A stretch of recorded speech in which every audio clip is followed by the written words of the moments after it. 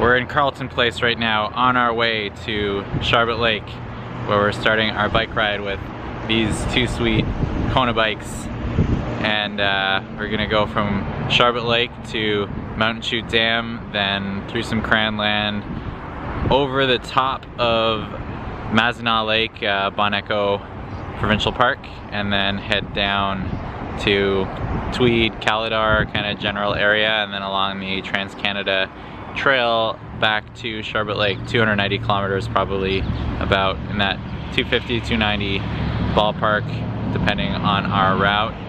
But yeah, now we're gonna have a veggie burger before we continue on the road because we haven't really eaten anything today. All right, we'll check back once we get on the trail. Okay, Nick and I are ready to leave from Sharbot Lake railway station. There used to be trains coming through here. This is where the K&P Trail and the Trans-Canada Trail intersect, and K&P goes north towards Renfrew and Trans-Canada goes west towards Peterborough, Toronto, somewhere that way. But yeah, we are loaded up and ready to go with our sick Kona bikes.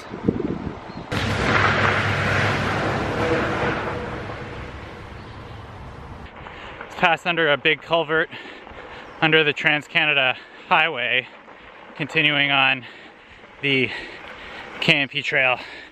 Nick's gonna take a photo of me now. There's a pretty big snapping turtle.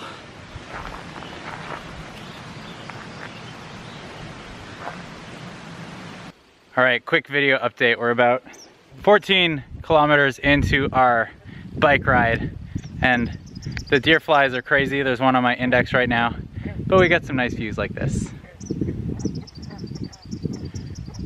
The K&P is flooded. What do you think? Doesn't look too much better to the left. No, it's really gross on the left side. My shoes are going a little under the water. A little soaked.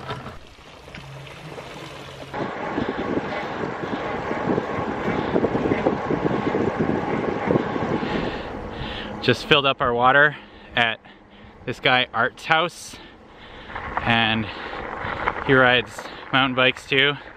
Talked about that, and we've been riding on pavement for a bit, but now we're back on some trails. All right, we've gotten lost, sort of. A landowner told us that a section of the trail actually crossed private property and that his neighbors weren't really stoked on people using that part of the trail, and advised us to stay away because they're actually using it to hunt.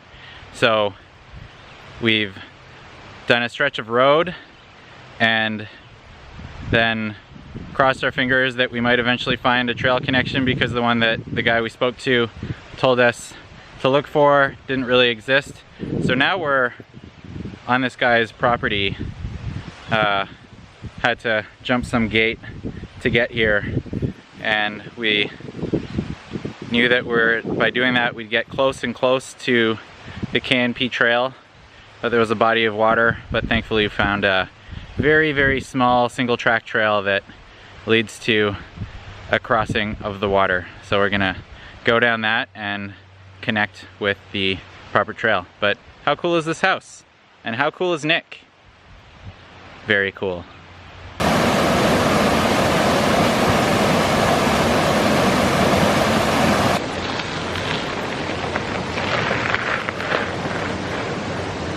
The K&P Trail has a lot of different shelters along the way. So here's one of the first ones. It's called the Ampa Shelter. It's mostly used by snowmobilers in the wintertime as kind of just a hangout stopping point. So we're still on the K&P, and right now we're at Lavant Station at South Lavant Road, which is County Road 16, Highway 16, something like that. And we're having a quick break. We're running a bit behind schedule, which might mean that our destination tonight will be different than what I had planned. So we'll have a longer day tomorrow. It might rain tomorrow, but don't want to stress too much. The whole point of these types of trips is you got to be a bit flexible. So we'll continue down this trail. This is like a big parking lot where people can park and start their bike ride or ATV trip or whatever. But yeah, it continues that way all the way to Renfrew, Ontario. Yeah, so we're gonna have a little break right now, have a Cliff Bar, some water.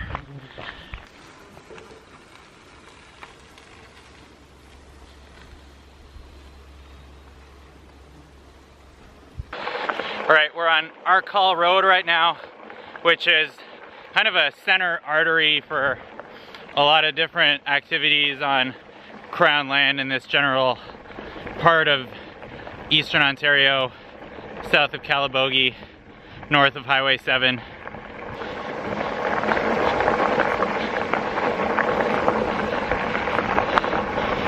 Okay, we're still in on Arcol Road, but now we're officially in North Frontenac Park Lands, which is this strange area that is Crown land, but it's managed Crown land. If you look at the Government of Ontario's Crown land map, it says you can camp here for free, but to actually use the road that we're on, you need a permit. So I have like a permit, but I don't know if it's the right one.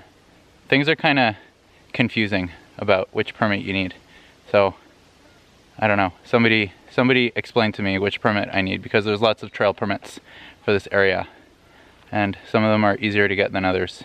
So anyway, here we're at this intersection, and I could have gone that way to get here. It connects to the K&P Trail, which we were on earlier. So we took kind of a southern route. I've never been down there, so I don't know what it's like. But this place is filled with all kinds of crazy dirt roads waiting to be explored. Okay, it's approaching 9 p.m. We've been riding all day. The sun's gonna set very shortly, but we're really close to our campsite. And the sign behind me right there, most of them will show you like the distance between different places. Some of them just say there's like a town in that general direction with an empty place for the distance. Maybe they should fill those out, I don't know. But anyway, that's what that looks like. There's an outhouse right there. The door's broken. But yeah, we're going to go pitch a tent and filter some water and have dinner. We're almost there, but this is what I just went down. Lots of eroded road sections, big rocks. Nick's on 40mm tires, so he'll be coming down pretty soon, quite slowly. Challenging, definitely the toughest part of this ride so far in terms of descent. There's a path going down this way, which might lead to a campsite, but I know of another one that's just a bit further down, and doesn't look like there's as much of a hill to get there. So here's Nick coming down right now with extreme finesse and precision. Right on, Nick. We've finally arrived to our campsite on Otter Lake, and we've got a nice fire. So I've got dehydrated spaghetti. Nick's got, what do you have? Some sort of pasta. Some sort of pasta. It's more like a porridge. Right now it's more like a porridge, so that's where that situation is. But we're gonna have a great night rest after riding a really challenging 70 kilometers through Crown land, and we'll do more of that tomorrow.